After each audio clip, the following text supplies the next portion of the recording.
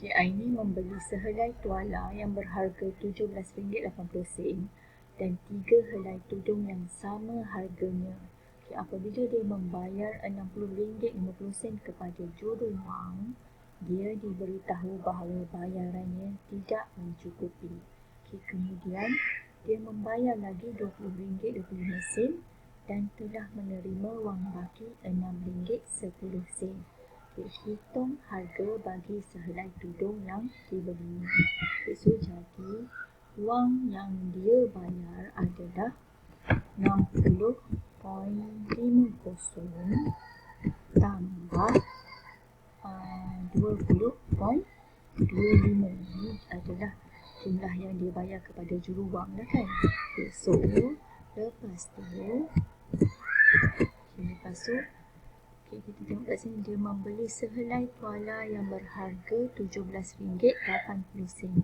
So, ini kita tolak RM17.80. Dan 3 helai tudung yang sama harganya. So, tolak lagi 3 darab dengan harga tudung ni kita tak tahu. So, kita katakan sebagai 3X. Jadi, dia sama dengan, bila kita tolak semua ni, kita akan dapat wang baki RM6.10. Jadi, 6.1 sifar kan.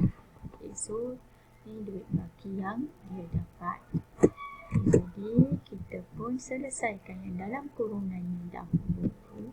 Ataupun boleh je, kalau kita nak tak ada kurungan pun boleh juga sebenarnya.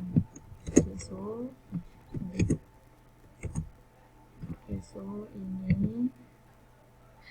ini sama dengan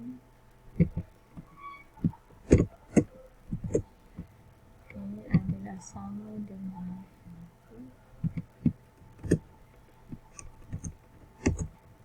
so ini sama dengan 80 tambah RM80.75. Apa sih macam ni? RM80.75 kan. Tolak so ini kan, kita boleh tunjuk satu-satu. So ini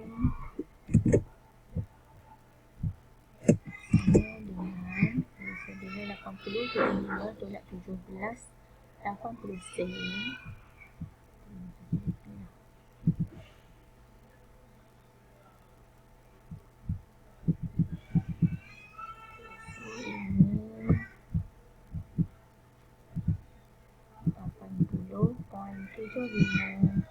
Tolak 17.8. So sama dengan besar kena tekan lagi.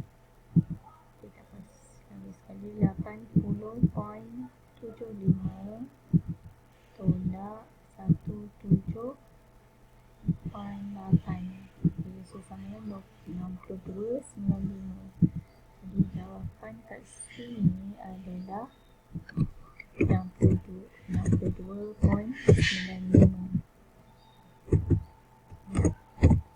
95 tolak 3X sama dengan RM6.10. Okay, so ini kita nak bawa benda ni jadi 3X ambillah sini.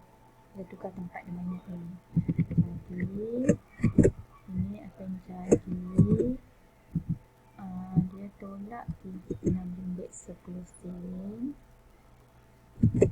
Tolak RM6.10 sama dengan 3X. Sama juga kita letak tukar tempat balik pun tak apa kan.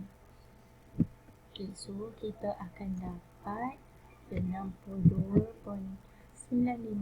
tolak RM6.10. So kita akan dapat 56.85.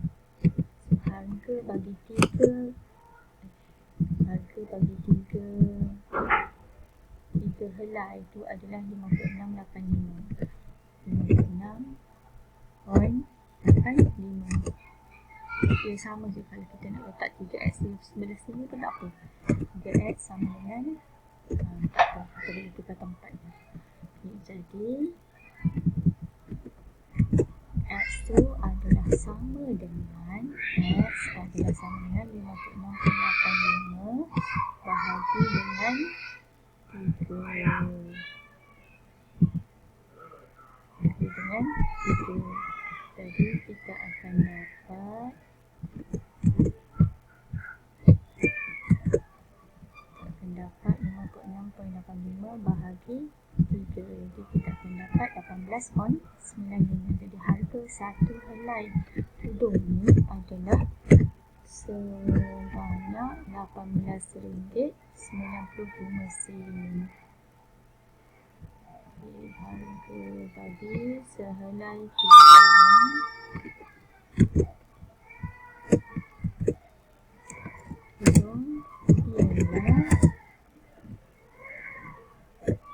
ialah RM18.95. Okey, dah siap.